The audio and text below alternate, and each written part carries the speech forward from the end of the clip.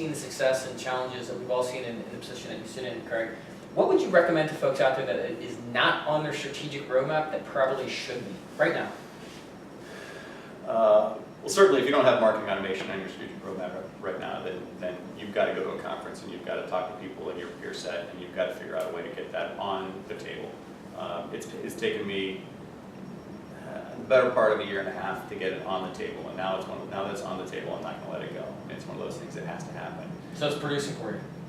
The effort of getting it on the table is producing for me. We're still kind of in the infancy of actually getting marketing automation to produce for us, but I think now that we've recognized it, you can't ignore it. Once you put it out there and see that there is value to it, and get everybody to agree that wouldn't it be great if we could do these things, people can't ignore it, especially when, I know that you just came back from Dreamforce, and our sales manager came back from a manufacturer meeting. He talked to a guy who just expounded the virtues of Salesforce.com. He said, he finally asked the question, what does it cost you to do this? Because that's the question we're going to ask. What's the investment we're going to have to make in Salesforce, and what's the net benefit of it? And I think the number he came back with was $4 per salesperson per day. That's the price of a latte that he's going to buy for before he meets his first customer. Wow.